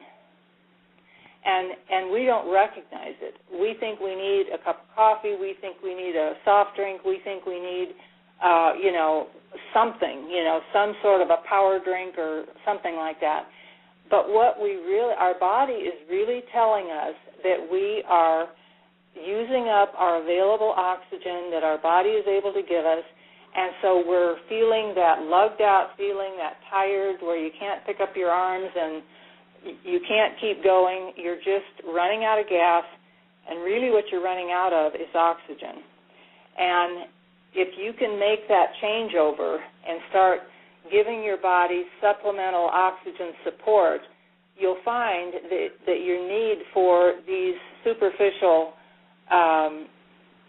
power-up crutches that we've become so used to will decrease, because you're giving your body what it really is asking you for. Mm-hmm. One of the things that Dr. Hilde and I talked about, we haven't talked a lot about Opaline Wound Care and Detox Bath, which is one of our best-selling products. It comes in number 2, right under the dry oxy capsules, and they work in coordination together. We started out understanding its incredible capabilities in terms of treating wounds, because remember, that's where my background went back to, was the gangrene wounds and the different puncture wounds and so on and so forth. Even something as simple as a paper cut can, if the wrong bacteria happen to be in that paper cut, you have a very strong possibility that you can end up losing your arms and legs. Most people don't realize that staph, the bacteria staph, lives in paper. This is one of the reasons why they used to give away boxes, used fruit and vegetable boxes at the grocery stores. Remember when we could all go, if we were moving or something or wanted to store things, we could go pick up boxes at the grocery store? And they quit doing that. And one of the reasons they quit doing that is because the paper that is used in cardboard boxes is absolutely loaded with staph. And they found out more and more and more people were coming down with staph infections and serious illnesses because of the exposure to used cardboard. And the same thing can happen in paper cuts when you're working on your desk or someone hands you a stack of papers and who knows where that paper's been, in what file, in what drawer, whatever, where it's been, and you get a paper cut. And Barbara Walters interviewed a man who'd gotten a paper cut on an airplane flight out of some paper that he had in his briefcase. And ultimately, long story short, he ended up having both his arms and both his legs amputated because of a staph infection that he picked up from the paper cut. If you folks remember Jim, what was his name that created the Muppets? He died of... Say it again? Jim Henson. He passed away with a very unique pneumonia. No, it actually, I'm going to correct you here, it actually started from a wound that he had on his arm. Okay. Yeah, it was one of the first encounters that they had with what they call the flesh-eating bacteria, and they couldn't get it under control, and it probably did go into pneumonia, which probably the pneumonia was the ultimate demise for him. But the actual entrance into his body was through a cut that he had on his arm. So I can't stress enough the importance of having our wound care granules. I carry it in little plastic bags. I have it in all my luggage. I have it in my purse. I won't go anywhere. It's in my car. I won't go anywhere without it, because if I get a wound of any kind, I'm going to put the granules right into the blood, right into the wound. I've taken pictures of treating myself this way, and it gets rid of the infection. It goes in. It stops blood poisoning. It stops the infections from traveling and getting any worse. Now, Dr. Hilde can tell you all of the incredible things that using it in your detox bath can do. But before she starts explaining that, I want to clarify something for our regular customers or potential customers that might have a question about substituting the loose granules, which are oxygen, dry stabilized oxygen, and using that instead of using our capsules. And there are several issues that have to be considered. One is, when you use the capsules, they are in absolute, completely measured amounts, and you decide on the dosage based on your body weight. So someone who weighs 100 pounds is going to take a different dosage than someone that weighs 200 pounds. And that only makes sense, and it makes it convenient for people to figure out what's right for them. There are people who want to bypass the encapsulated part and just take the granules out of the wound care detox bath jar and pop them in their mouth and swallow them and take it that way. And they think they're saving money and so on. There are two drawbacks to that I want to point out. One is that your ability to have an accurate measurement from one day to the next is absolutely impossible. And it just isn't going to happen. So you're not going to be getting the right amount in order to dose for your body size what you should be taking. And most likely you're going to be end up taking more than you should actually be taking for your particular body size, because it's really hard to get that little pinch down to where it really needs to be. The second problem is that the reason that the dry oxy is in capsulated form is so that when you swallow it and you drink the big glass of water, you're going to carry the capsule all the way into your stomach. And I always take mine just before a meal, so I not only get it to my stomach, but then I follow it with my food. The reason that is the way it's designed is because the pH combination of the granules combined with your stomach acid is the proper pH for the oxygen to be able to do what it needs to do in the best way. If you take the loose granules and you put them on the back of your tongue and you swallow them, you are dispersing the granules all the way down your esophagus from your tongue to your stomach, and it can land anywhere along the way. And a residue of that may stay in your esophagus. Well, the problem with that is you don't have stomach acid in your esophagus. And so you are altering the pH balance of what's appropriate for your esophagus by flushing the loose granules down your esophagus and never being quite sure where they end up. And if you take it in the capsule form the way it's designed, it's going to go into your stomach and be able to combine with your stomach acid and the water that you drink, and then it's going to act in your body the way that we've designed it to work.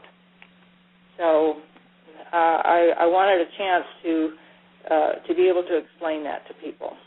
Right, and it's very important to take in consideration that pH because it allows, when we did the original soft clinical trials for Opaline solutions, I determined that upon consumption of the capsule, within less than 10 minutes, there was a complete absorption of the oxygen, and also it went directly to the brain because of the main vein, the venous cava that is in the stomach that goes directly to the brain.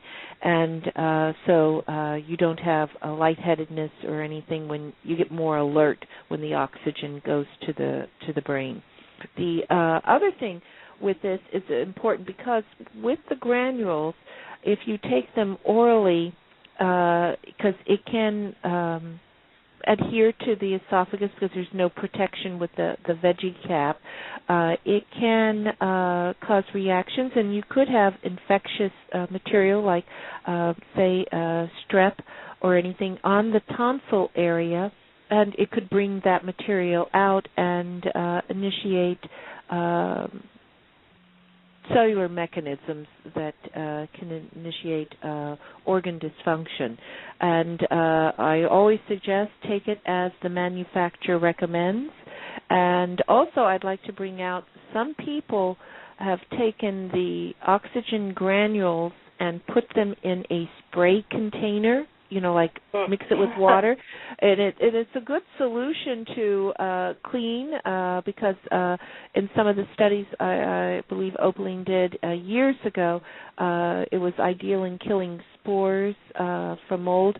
The thing is, though, don't put it in because that is oxygen gas, O2, that's in that container, and if not done properly or under the proper container, I know the manufacturer will tell you it could explode, and it's not necessarily that way. Just put some granules It'll blow in the top off that bottle. a pail. And I'd like to bring out that we here in my practice and have used the oxygen granules. We recommend 3 scoops in a bathtub of water, which is, half full in a standard bathtub, because it will oxygenate the water. We've done a study with Willard Water, Opaline solution, and our Vermazyme, where we showed that just using 1/10 of the size that's in one little scoop, which is, I believe, a teaspoon, isn't it, Sandy? Or is it a half a teaspoon, the scoop? But in any event, just 1/10 of the amount that's in that scoop to 1 gallon of water, it increased the water content to have 26% more oxygen and biooxygen demand. And that's very important because we do not get enough oxygen not only in our internal organs, but also in our skin. Our skin is a living organ. It respires and absorbs toxins. So this is another way to remove toxins from the skin. I have used Willard water with it, and both manufacturers, Ka Industries and Opaline Solutions, and IHS had open discussions and determining the proper amounts of use, which was 2 capsules of that product in their standard pint or 4-ounce bottle, so that it would allow the molecules of the contaminant to be broken down into smaller molecules so that they could be loosened from the body and allowed to come out.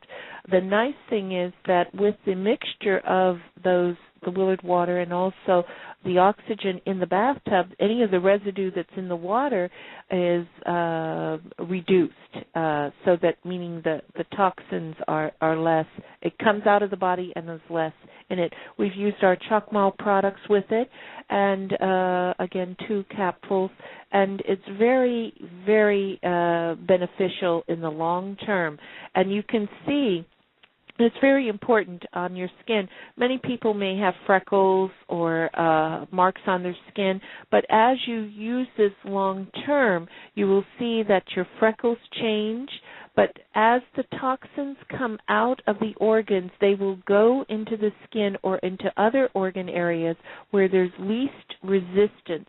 So sometimes a freckle may disappear and then it reappears and then it disappears again. It's because the toxin is moving into that area of the least resistance and will disappear. And also, if you have had situations where I'm going to call it heavy metal poisoning. As we know, mercury is a vapor, a liquid, and a solid simultaneously. It loves to go into the nerve shaft and the neuro trees. Also, it works with, if you had any bad infection of viral residue or bacteria, these can accumulate on the nerves, in particular chickenpox. That's why you see herpes reactions with shingles under stress, and that because it's in the nerves. And as it's coming out of the nerves, it expresses itself within the skin.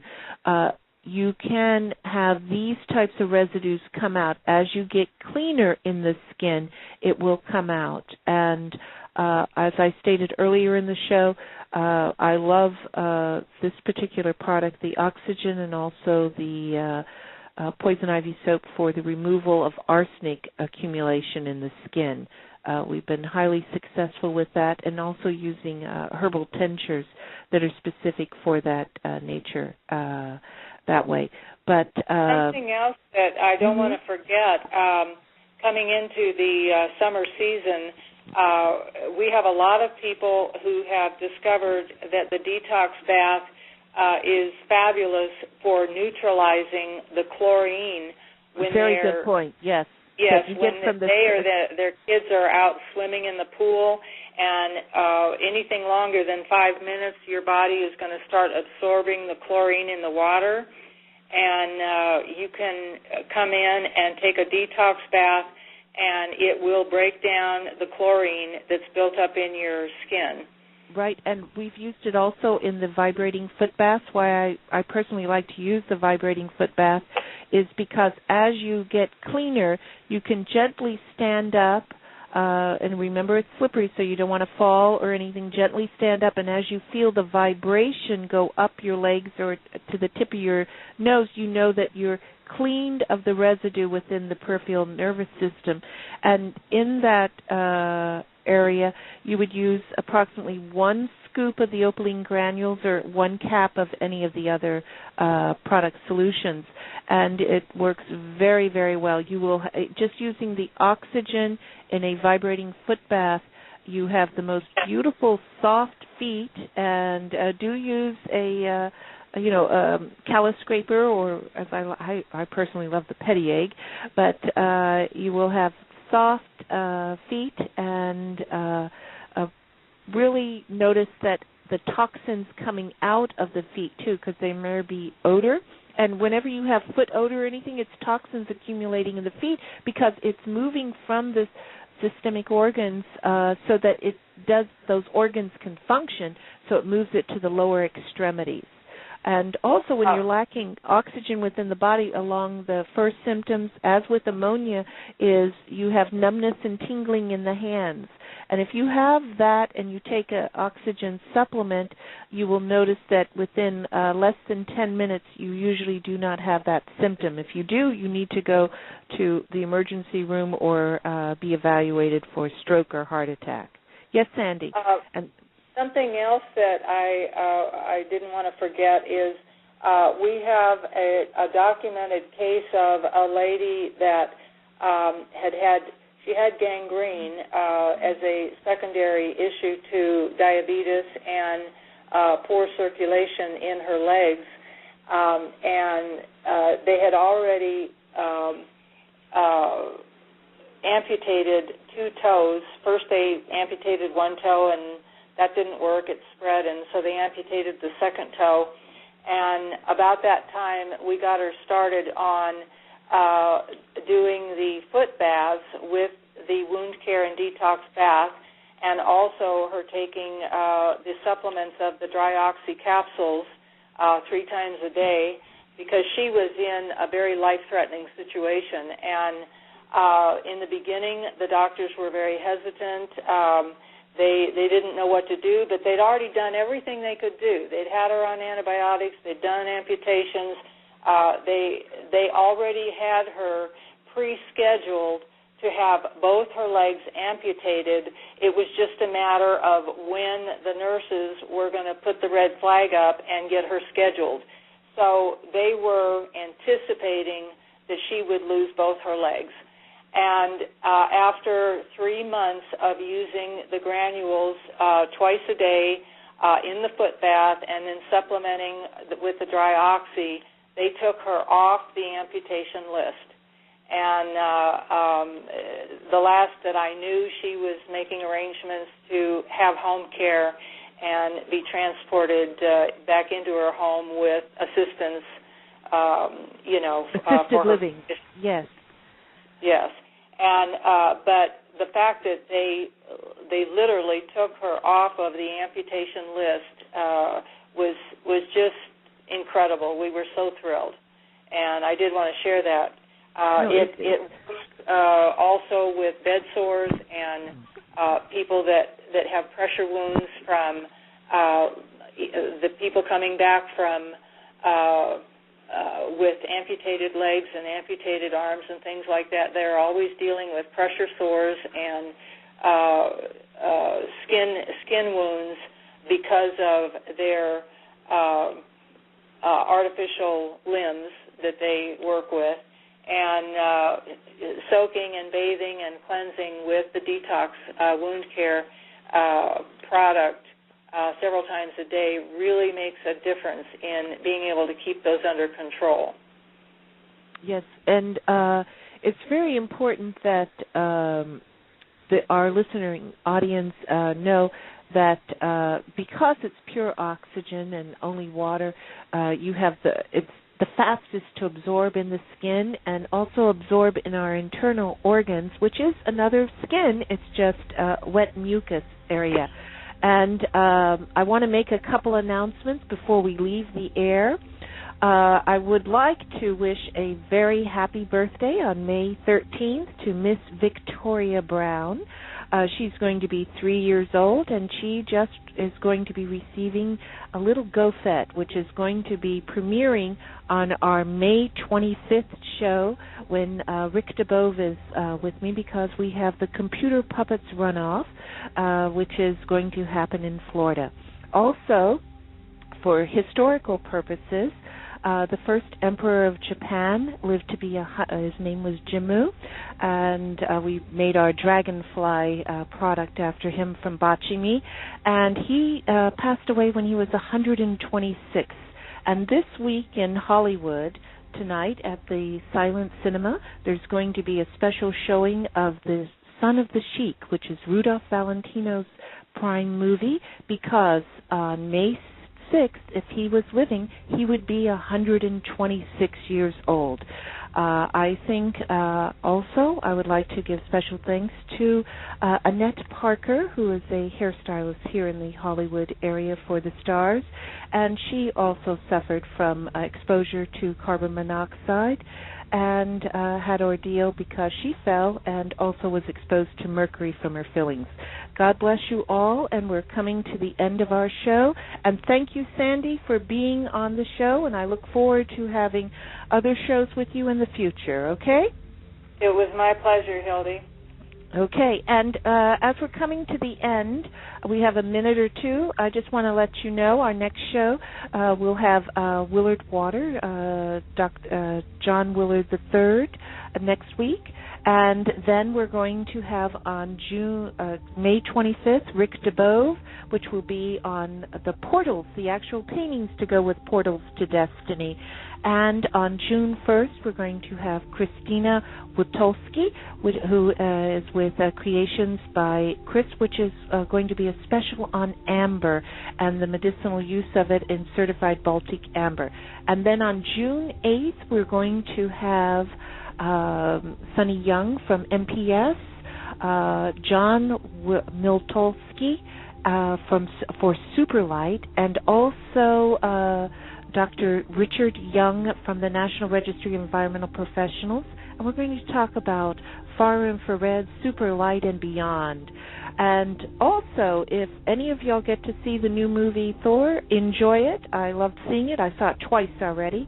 And also know that under the gene banks, there is a Thor gene that is from the Drosophila fly, fruit fly, and it's used to stimulate heat shock proteins, and it's being used in new vaccines and also new medication deliveries.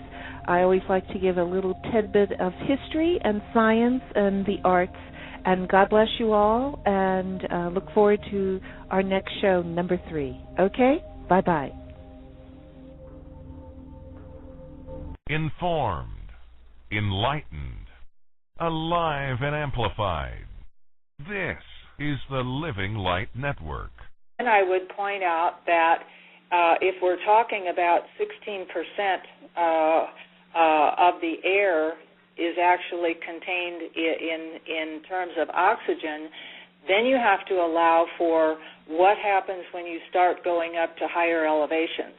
Correct. For instance, Denver, which is the mile-high city, Salt Lake City, Reno, all kinds of places along the coast, and Washington.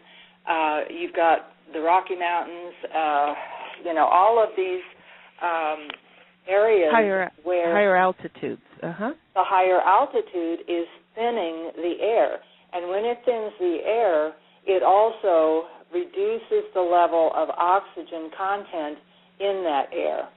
And so if it's 16% at sea level, what is it when you're at 5,000 or 6,000 feet, which is not that uncommon, in the United States to be living. I mean, Tucson is not considered high elevation, and yet our altitude is over 3,000 feet. So every time you jump up 1,000 feet in elevation, your oxygen level in that air is going to be reduced.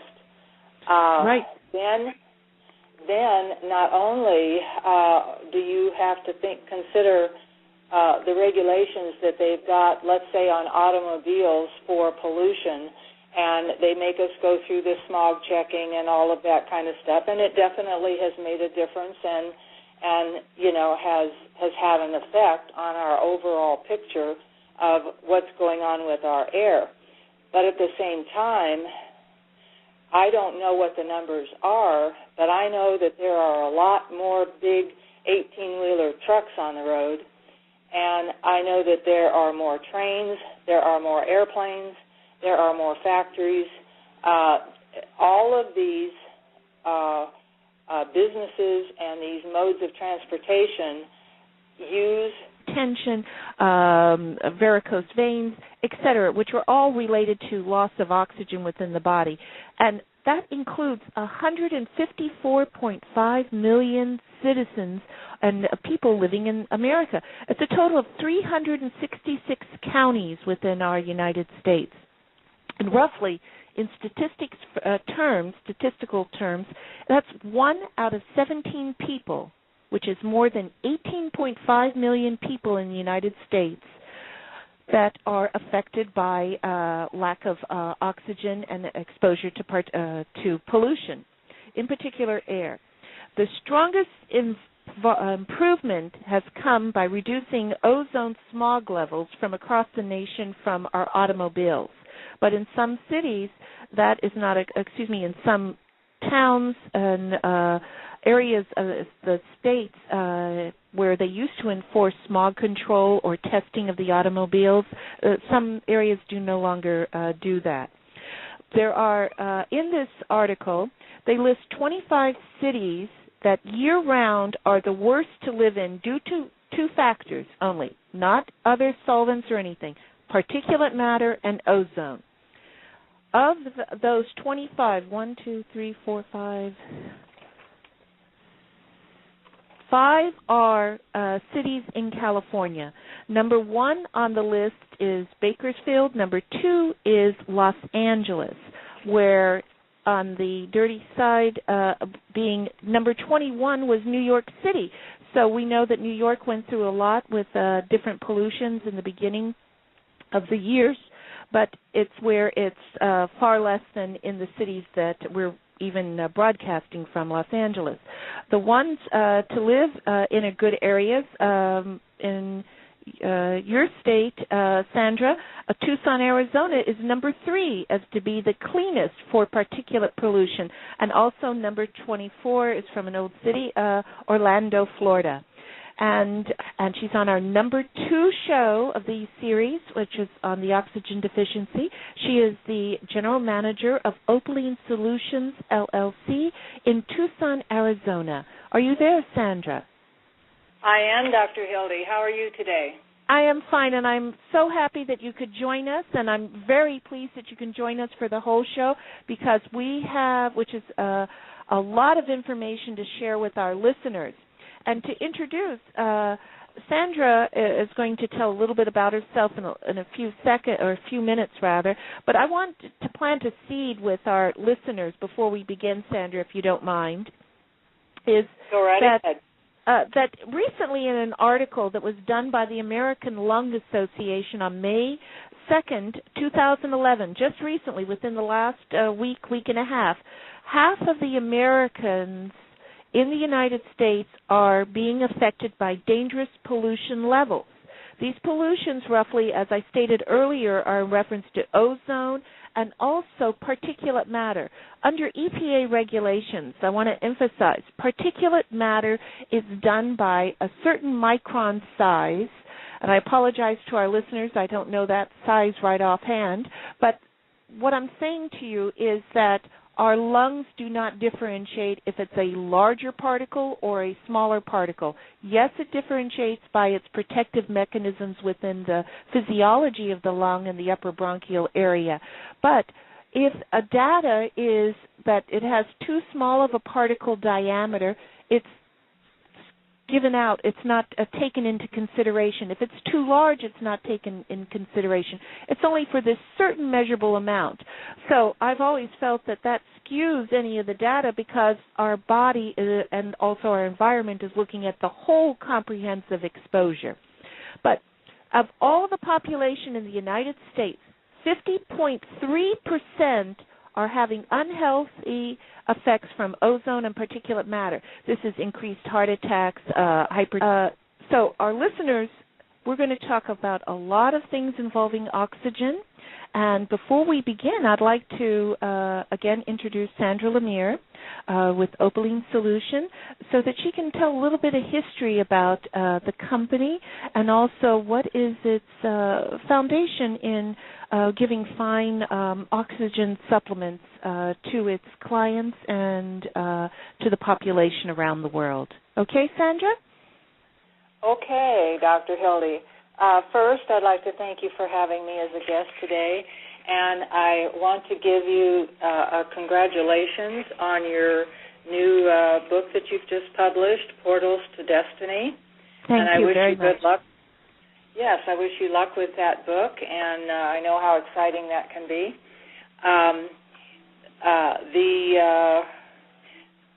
The things that I found what you had to say very, very interesting, which addresses the pollution that is in the air. What I want to take a look at is how much oxygen is actually in the air we're breathing. Because if you set aside the pollutants, there still has to be the factor of, are we getting enough oxygen, even if they were to be able to remove the pollutants, which we know that's not going to happen. Right. How much actual oxygen content is in the air we breathe? And the percentage is going down every few years. It drops. I believe right now it is at a level of 16%. Right, which is Sandra, that is less than what is required in even doing an oxygen manhole within OSHA standards, which is in 16.9, 16.2 is the lowest that you can have without having ill health effects. And you can't go above 19%. And then, hello, listeners, and welcome to the One Cell, One Light radio show with your host, Dr. Hildegarde Staninger, otherwise known as Dr. Hildy. I appreciate you listening to today's show, which is going to be a very good show on the new epidemic within America, oxygen deficiency. I have dedicated this particular show on oxygen deficiency to the actor posthumously, Victor Sin Yang. We know him as Hop Sing from the Bonanza TV series, and also as number 2 son on the Charlie Chan movie series. He passed away from a leak of a pipe in his townhouse of carbon monoxide on November 9th, 1980. And with many things that can be found in the environment that can cause oxygen deficiency within our air quality, there's 2 factors that are looked at from the air quality, which is particulates and also ozone. But these there can also be volatile organics, as we know from different air pollutions, carbon monoxide, inhalants, volatile solvents, aerosols, which contain propellants and solvents, gases such as carbon dioxide, ether, chloroform, haloethane, and nitrous oxides, and many amine compounds and organic nitrates. Many of these compounds are recognized as individual standards or as under OSHA and EPA for regulatory, and in some cases for certain things within FDA as it relates to human health. But primarily, we're going to look at how you can supplement and what is going on with oxygen deficiency in America. Okay? Currently, I'm going to introduce our guest, and then I'm going to talk about some cities that are occurring with the pollution and loss of oxygen. Our guest today is Ms. Sandra Lemire.